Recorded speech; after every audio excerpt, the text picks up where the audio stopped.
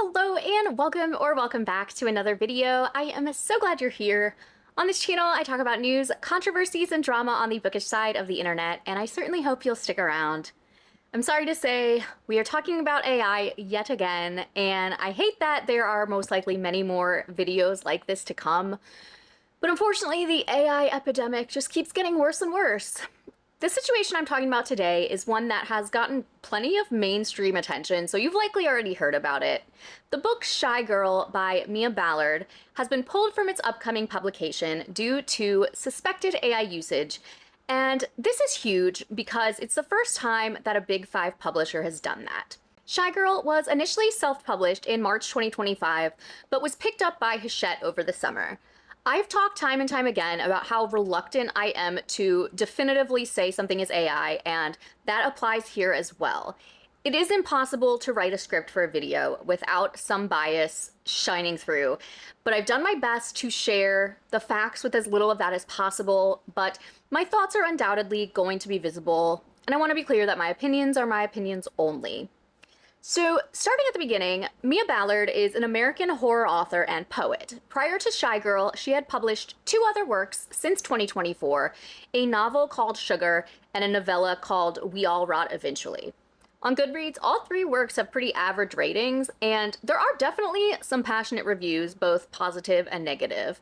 And when I say average reviews, I mean there's nothing outstanding about them. You wouldn't look at this and be like, oh my gosh, I have to read this. You wouldn't look and be like, this must be an absolutely horrible book.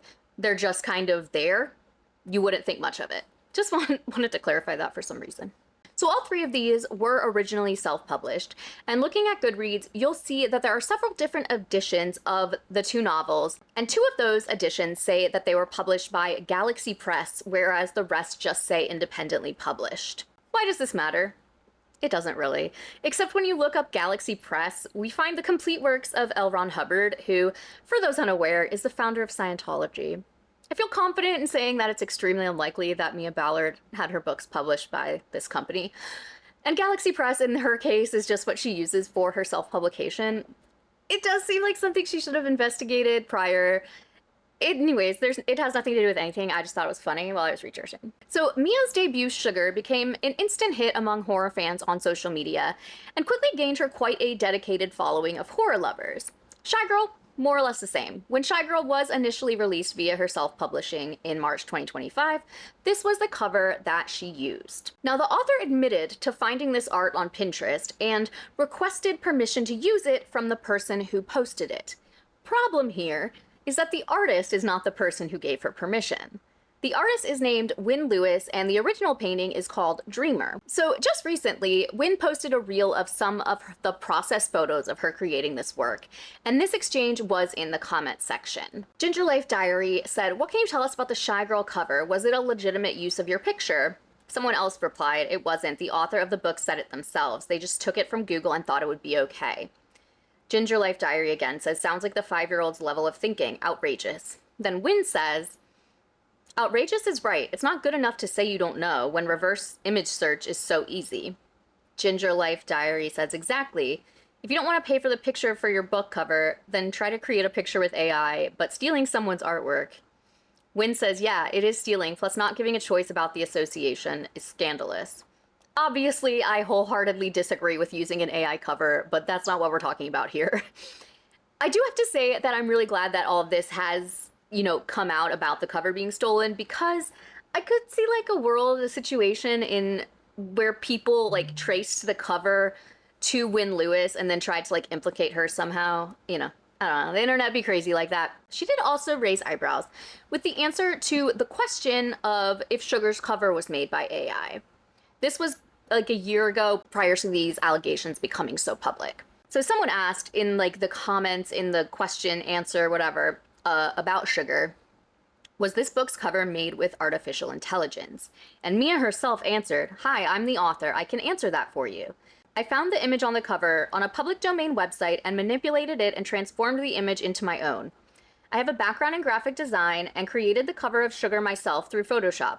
I have no idea if the original photo was AI generated, but I changed it and made it my own without any help from AI. Hope this answer is satisfactory." So when you look at the image closely, there are certainly some things that are glaringly unnatural. like this cherry balancing strangely on her lip. Not sure what's happening on the right with her cheek. There is like her weird like hook tooth thing. And not that these are like necessarily tells of AI, but she doesn't actually know that it wasn't created by AI, just that she herself did not use it, which is actually pretty aligned with what happened with Shy Girl, but we will get there. So while this situation is certainly the most public, I want to mention that people have been speculating on her AI usage since her first book was published. Here is a post from Reddit about Mia's novella that has gotten some attention at this point now. This was in the Horror Lit subreddit. I just finished reading We All Rot Eventually by Mia Ballard after reading Sugar earlier this year and seeing her books all over Bookstagram, and I have a question for everyone who has read her books. How are people not realizing that they're mostly AI generated? The covers are the first giveaway, but one could argue that AI covers do not equal AI content, and I agree. But then there are repetitions, the ginormous plot holes, the constant similes and tired metaphors. I mean, it's very, very obvious, and it pisses me off to see her work lauded by people who never seem to mention or notice the problem. It's not necessarily against her specifically, she's just the first AI author I've ever read, since I try to avoid it as much as possible, but in this case I got lured in by the concepts. There are dozens of anachronisms, things that don't make any sense, zero character development. It's just a series of vignettes that fit the current literary trends, and I'm starting to feel crazy because no one seems to have a problem with all of this. So please, if you've been personally victimized by Mia Ballard's AI slop, raise your hand and join me in this very pointless but cathartic rant. It pisses me off to see so many authors work for years to produce very good books, only to be put next to people who just feed a few prompts into a machine and don't even bother to correct its mistakes before publishing the results.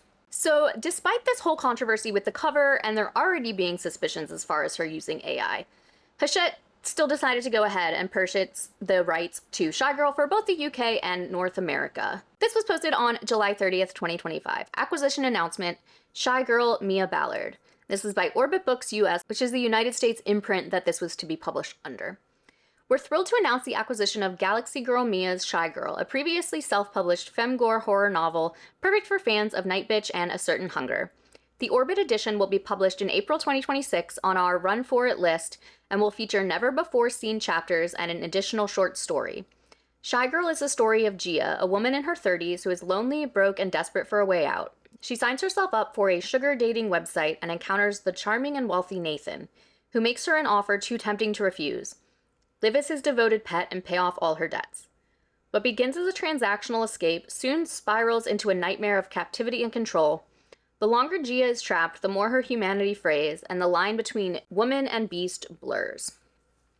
So as of this moment, it appears that either Orbit Books UK has scrubbed their Instagram of any mention of Shy Girl, or it never existed. I didn't look earlier, so it's possible that there were never any posts about it. I, however, find that extremely unlikely. In November 2025, the UK edition was published with a brand new cover. Pretty similar to the original, but not the same. So, to recap here, the timeline. It was just around 5 months from acquisition to publication for the UK version. In my opinion, Hachette saw the sleeper success of this book, figured since it was already published, it probably didn't need much in the way of editing, slapped a new cover on it, and pressed publish. According to Nielsen IQ book data via the New York Times, the UK edition sold about 1,800 copies before being pulled a week or so ago. Now, this is speculation, but it is interesting and perhaps noteworthy that the book release was canceled only a day after the New York Times inquired about the book to Hachette. This is from the article by Alexandra Alter. Hachette Book Group, one of the largest publishers in the United States, pulled a forthcoming horror novel on Thursday in a decision that followed widespread allegations online that the author, Mia Ballard, relied heavily on artificial intelligence to write the book. On Thursday, a day after New York Times approached Hachette citing evidence that the novel appeared to be AI generated, the company said it was pulling the book from publication. By Thursday afternoon, the novel was removed from Amazon and the Hachette website. There were quite a lot of accusations of AI usage prior to this announcement, but in a post from 3 months ago, this Reddit poster laid out their thoughts well. And again, 3 months ago, so before this started to receive widespread attention. So this is again from the Horror Lit subreddit. Shy Girl by Mia Ballard. Does anyone else think this was written by ChatGPT? I know, not an accusation to make lightly. I'm not making it lightly. I have a lot to say, and I'll try to organize this post as well as I can. It's very late and I'm sleepy, but I want to talk about this with someone. Me, book editor of 12 years. I've had people over the last few years send me ChatGPT creative writing. I've also read a lot of books from an enormous range of writers, types of writers, levels of experience. My job with these AI pieces was to see if I could humanize them or get it to the point that it was enjoyable to read, or even acceptable. The answer was generally no. ChatGPT might be able to write a passage that sounds good, but there are two problems with that. A passage does not a novel make. A novel isn't a collection of passable passages. It's a singular thing, and it needs to work as a singular thing. And it seems good at first glance. On second glance, it's not very good at all. If, like me, you've read hundreds of thousands of words of this stuff, it's bad. It's very, very bad. Let's talk about its fundamental flaws really quickly. It is an LLM and does not have thoughts or feelings. It doesn't have opinions or make decisions. It averages out its dataset and makes logical connections from there. This means that, in general, AI writing is emotionally even. There are not going to be emotional peaks and troughs within a prompted section of writing. This means that the whole thing tends to read at the same level of emotion, a recognizable level of emotion. Overall, I'd call it overwrought, over-emotional. It achieves this in part through the next flaw I want to mention. Almost every noun has an adjective, and almost every action has a simile. There are words it favors over others. You can find lists of this all around. Off the top of my head, it enjoys quiet, chaos, violence. It loves weather similes. Light, dark metaphors. Try writing a sentence with and without adjectiving every noun and adding a stormy simile to every verb. It's overwrought. And it's so repetitive. Other things it repeats? Linguistic tics include the construction, something X, something Y. It likes to use that with scent, I noticed. The male main character smells like something spicy, something wild, something I couldn't identify. It likes lists of 3, like the previous, and it also loves parallel constructions. Another common one is 2x, 2y. Before we keep going, some of you might be thinking, I see these all the time, this is just writing. True, but all of them? All of them in every passage? That makes me suspicious. I'm going to skip ahead to get to more specifics, but I will link this whole post in the description. The author makes some really good points about LLM writing in general that personally I will, maybe use going forward to help me identify when something might be AI. Now, Shy Girl by Mia Ballard. I've got the prologue in front of me. Let me throw some of it up here and you tell me if it pings the AI sensor parts of your brain. I'm not an expert on this, just someone whose job has meant that I've read a huge amount of ChatGPT creative writing over the last couple of years, as well as loads of not ChatGPT writing. It seems so obvious to me, but let me know if you agree. If so, I find it repulsive that it has been picked up and published by the second largest publishing company, at least in the UK. If it isn't AI, she's a terrible writer. Her writing is truly indistinguishable from an LLM. The next 2 paragraphs are from the prologue. I wear a pink dress, the kind that promotes softness and delivers none. Its tool is brittle and sharp, brushing against my fur like 1,000 tiny teeth. A cruel lover that bites with every move. Every scratch keeps me in place. A reminder of what I am. A pet, a thing shaped for looking, for praise, for command. The bows on my pigtails pull too tight, yanking the skin and stretching my head into something neat, into something pleasing. A quiet violence made beautiful. White socks climb my legs, their frills delicate, a whisper of innocence over the bruises beneath, the ones he says shouldn't happen if the socks are there, but they always do. The ache is low and rhythmic, a second heartbeat in my ribs, steady and insistent, the kind of pain you get used to until it becomes part of you. Then the door bursts open, and he enters like a storm, dragging the sour stink of liquor behind him, his presence filling the room and turning the pastel air brittle. In his hands is a cake, gleaming, its pink frosting too smooth, like plastic dipped in sugar, like something that belongs on a screen, too perfect to hold. So something I noticed about myself when I talked about how I'm just awful at distinguishing AI, when it comes to writing and nonsensical kind of phrasing, my instinct is to think that I am just not smart enough to understand it. Anytime a passage is super wordy and full of metaphors that only vaguely make sense to me, I just assume it's because I'm not bright enough to get it. All of that to say is this is the exact type of writing that would be making me feel that way. And it's kind of validating to know that the reason it doesn't make sense to me is maybe because it doesn't make sense at all. So one comment I want to share before moving on. My first thought when I read this back when it was self-published was AI. I didn't and don't know with any certainty if it is or not, of course, but I definitely agree with you that it reads very much like ChatGPT. I don't work in publishing, but I do teach college writing courses, so I've seen my fair share of ChatGPT essays, and they're all I could think about when I was reading Shy Girl. I actually kind of suspect that Ballard wrote drafts, then fed them to ChatGPT to refine or edit, kind of making it a team effort, as much as AI can be part of a team. That's not to say I think that's any better, because it is still using AI to write books, but that's kind of where my theory landed. The excessive use of similes was one of the things that set off my sensors too, especially because some writers just genuinely do overuse similes. I think there are far too many in a certain hunger. But very rarely do they appear one after the other in the same paragraph. With Shy Girl, I felt like I was being force-fed so many similes I couldn't focus on the narrative they were trying to frame. I loved the premise of Shy Girl, but I ultimately gave up on the book because I couldn't take the writing. Even if it isn't AI, it's just not up to par with the style I enjoy reading. So back in January, YouTuber Frankie's Shelf made a 2.5-hour video going into detail about Shy Girl and all the evidence pointing to it being AI. It's gotten a lot of attention throughout the course of this whole, situation. If you are interested in diving deeper into this subject, I do recommend it, and I will link it above and in the description. It currently has over 1.3 million views, so naturally there are some dissenting opinions, but I think Frankie does a great job of laying out why they think it's AI with solid reasoning, as do many of the comments.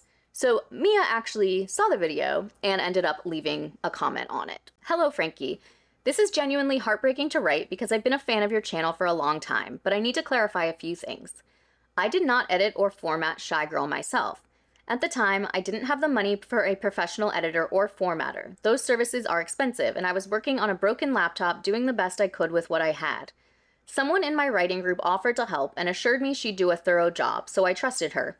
In the process, she also changed a lot of the wording and encouraged me to lean more poetic because that's my background, and I listened. I should have done one final careful pass before publishing, and that's on me. But the formatting and editing issues being pointed out are not present in the traditionally published edition. Most importantly, I did not use AI to write this book.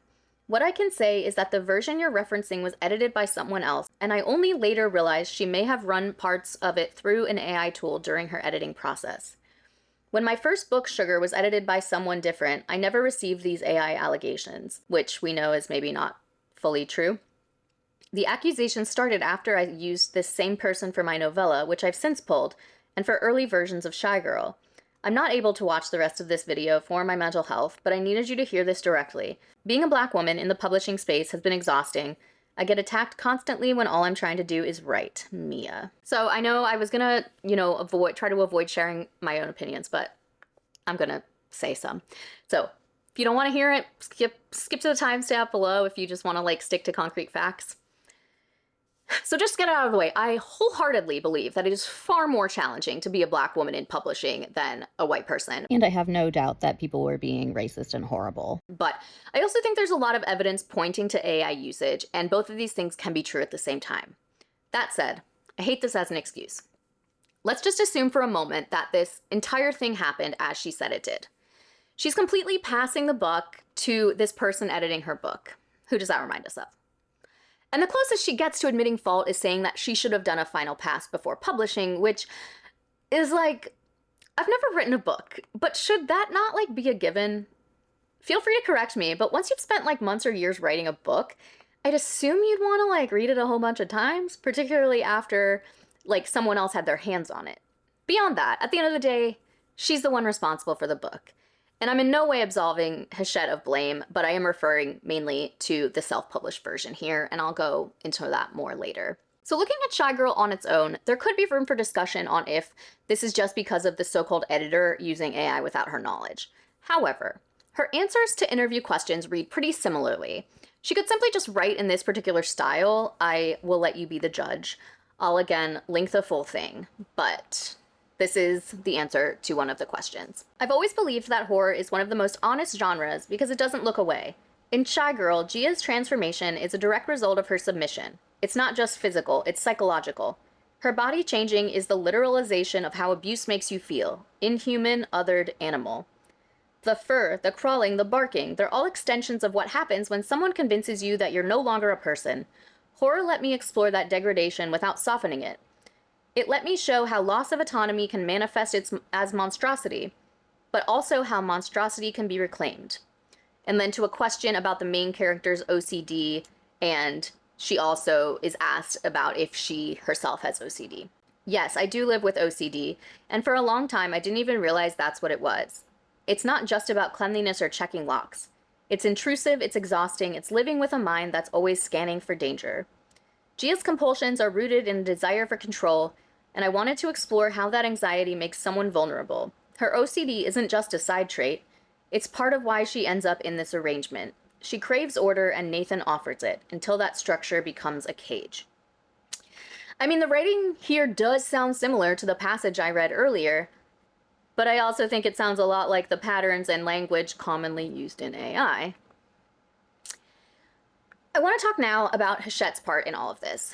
From publishing professionals, I have learned that often when a self-published book is acquired by a publisher, there isn't the same level of editing done by them as when it's like a fresh manuscript.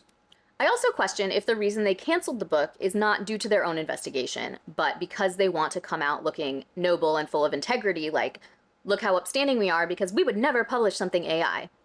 Since it's extremely unlikely they'd be able to, like, change people's minds at this point. Okay, next thing I'm gonna say might sound crazy, hear me out. I think as humans, we are more subconsciously inclined to trust a big corporation like Hachette over an individual because a company like that has a lot more to lose on a large scale than a single person. I hate to admit that, I really do. But let's say Hachette ignored the accusations and went ahead with publication. With all of that stuff floating around, their reputation could potentially suffer irreparable damage by publishing this book. Even if the people at Hachette didn't think it was written in any part by AI, it would still likely have been pulled because the whole thing has already been decided in the court of public opinion, and standing by their author at this point would probably only hurt them. And I think there's definitely something to be said about the fact that as of this filming, Hachette really hasn't made any kind of explanation explaining the cancellation. These are just my thoughts on the whole thing. Yeah. I want to share part of a TikTok that expresses a lot of good points as far as Hachette's role in this. I will have the whole thing linked in the description. It's like 10 minutes, so I cut it down. But I do want to say that I do not like the idea that a publisher was okay with something written via generative AI because enough people liked it. And then all it takes is one person to make a 2.5-hour video ripping apart this book page by page for a bunch of other people to go, oh, thank God that you said the thing out loud. Now I'm going to say all of this out loud. And then they cancel it without really telling the consumer anything more. Sure, they made a statement being like, we want to protect human art and integrity. I get that. I'm never going to be like, yes, we should be pro AI in any creative spaces. Because no, we're not going to do that. But I think they wanted to. Or they see the indie book landscape and the community of people who will rally behind talent and around people's visions that they believe in, pluck them out from this world and give them the promise of traditional publishing without doing any sort of due diligence, without giving these authors support, without doing a better editorial pass. Like, you mean to tell me that Hachette, one of the biggest publishers, wasn't going to give this a pass through at all? That someone on their team read it and said, yeah, fuck it, let's ball? Or someone didn't, and the negligence in both of those scenarios is really not great. It's kind of bad, actually. Not very good. And only when people make a big enough stink that they decide to drop it and absolve themselves of that responsibility of making those decisions. Don't get me wrong, right? There's also Mia, who has made some pretty bad choices and stumblings on her way to, you know, what could have been success, but now has clearly been tumultuous and stressful and very concerning for just, I think, you know, the author, the publisher, the consumer alike. I think it's all a really bad thing that happened. There are also quite a few people who completely denounce these accusations. So here's one, in quotes, I know this book is AI because... I'm gonna stop you right there because no, you don't know for sure. AI was trained off the work of real humans, and we've officially reached a point where, short of seeing an actual prompt that was accidentally left in, we cannot tell if a book is AI solely by the creating style. I hate Gen AI as much as the next creative, but these baseless accusations are potentially career-ending, and unfortunately, without clear proof, it's nothing more than a witch hunt. So, the thing that bothers me a little in this post is where she says that the accusations are baseless, because I disagree. Whether or not they're true, there is a basis for them and why people think they are true. Continuing, I'm a little concerned that some people took this post to mean I'm somewhat neutral on Gen AI. Make no mistake, I loathe Gen AI and everything it stands for and can't wait for that bubble to finally burst. That said, everyone seems to think they have one definitive way to tell if text is AI. Maybe some have merit, but some are way off base and none are foolproof. So yes, I'm against using Gen AI in any capacity. I'm also against ending whole careers without clear proof. Both things can be true. Another one says, unless someone leaves a prompt in their novel, which has happened a few times, there is no way to be sure. For that reason, I refuse to take part of an online witch hunt that disproportionately goes after women of color. These accusations are going to lead to ruined careers, destroyed mental health, and could even lead to authors unaliving themselves. If I read a book where the writing sounds off, I DNF and move on to the next book. It's that easy. Someone else says, someone I know and trust had their thesis rejected because it was run through an AI checker and deemed to be written mainly by AI. Now I know this person didn't do that, and the resulting impact on her mental health was horrendous. She dropped out of her degree and has had to rebuild herself. AI checkers are known to not only be wrong, but are also trained on our writing. I feel bad for Mia Ballard. If you know me or have read my feelings on AI, you'll know how much I hate it. But I also hate seeing a woman have to be bullied so relentlessly that she had to check into a mental health facility. Cannot confirm or deny that. Meanwhile, white men become billionaires off of AI. Choose your freaking battles, my god. Editing, Laura. Something I didn't mention and I do want to add is that the New York Times article I mentioned earlier was initially using the results of an AI checker as a large part of their evidence against Mia.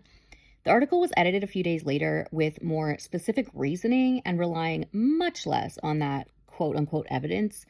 I would not put trust into an AI checker at all, and I don't think in this case it's necessary to even bring that into it. But I believe that is the reason why this person brings this up. So, if these allegations were being made solely from an AI checker, I would completely agree with this. But there's more to it than that. I have no idea why, but nearly all of the threads posts I saw on the subject were either in defense of Mia or neutral, which is just like an interesting thing to note because the majority of opinions other places are the opposite. So, where do we go from here? I think that if we are going to be looking at every piece of writing with the suspicion of AI use in the back of our minds, authors will need to adapt, and it sucks if you are an author who favors wordy purple prose and using a metaphor or simile in every paragraph. And I know that sentence that I just said probably sounds like I'm being judgmental, but I do honestly believe that there's a reader for every book. And I'm sure that there are readers that enjoy that type of writing. I think that unfortunately authors are going to have to be one step ahead when it comes to covering themselves from AI allegations and perhaps reevaluate their stylistic choices. While it might not convince everyone, like if Mia could produce the original manuscript, would we still be here? That would clear up a lot, I think, if people were actually able to see that the original version was not full of the AI tells that are being called out. There would certainly still be blame to be placed on her for not reading over her editor friend's work, but I think that there would be a lot more empathy given.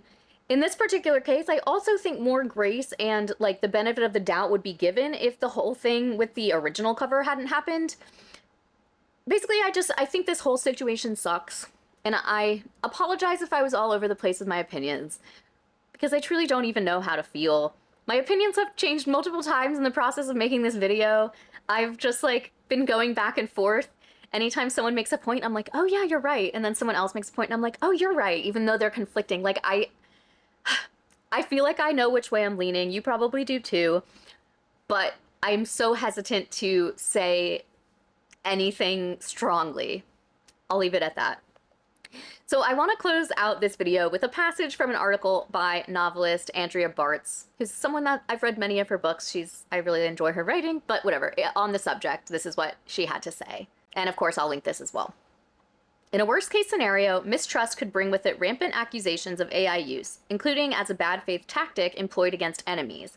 By making bookworms paranoid about whether a poem or a passage they love was written by a person or by an algorithm, it may also warp the act of reading itself.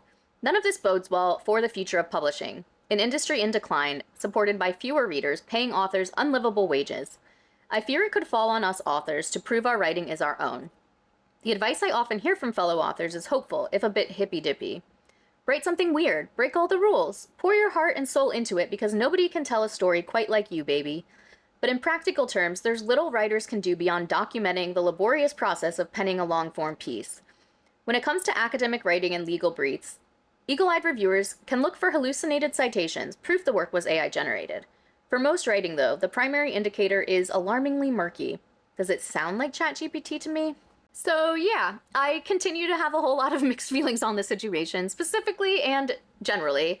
I'd love to hear what you all think. So today I'm featuring horror author Cade Garza. In addition to writing, they crochet, sculpt, read, make jewelry, and paint, which is awesome, and I'm very jealous because the only one of those things I can do is read. They love writing about finding your people in dire situations and reflecting on non-romantic love in times of extreme hardship. Their book, The Rattle of Bones, is a story about found family, finding love in unlikely places, and coming together as a community when the apocalypse is upon us. Here's the synopsis. Tabitha is a 32-year-old woman with a predilection for cynicism. She is content to live her life without friends or family aside from her brother Charlie. Her days are spent reading, doom-scrolling, or trying not to think about the world in general. However, when she is blindsided by the invasion of creatures that can mimic any human, she finds herself injured in a car accident after her brother leaves for a weekend hunting trip. When Miguel, a 19-year-old neighbor kid, saves her, things seem too good to be true. She quickly finds out that he needs the skills of her prepper upbringing, and she needs his able body. The two decide to look out for each other, learning to trust the other with their lives. Armed with only a walkie-talkie to talk to her brother, Tabitha and Miguel make their way towards Charlie, as well as Miguel's grandmother. Charlie is stranded at his hunting cabin, while Miguel's grandmother is disabled and needs someone to look after her in the wake of the horrors. However, after killing a human out of necessity, Tabitha must grapple with the guilt of taking a human life in the midst of the apocalypse. When one mimic sets its sights on Tabitha, she desperately tries to keep Miguel alive. While dealing with an infection and medication withdrawals, she must convince Miguel and herself that the mimic is not only real, but hunting her. Down in the description will be a link to purchase Cade's book along with their social media links. Indie authors are a vital part of the bookish community, so try to support them wherever you can, even if that's just a follow on social media. If you'd like the chance to be featured as an indie author on my channel, there is a form down in the description. And if you like this video, please give it a thumbs up. If you haven't subscribed, I would love it if you would. Check out my Bindery page if you'd like to support me over there. Thank you again so much for watching, and I'll see you in the next one. Bye!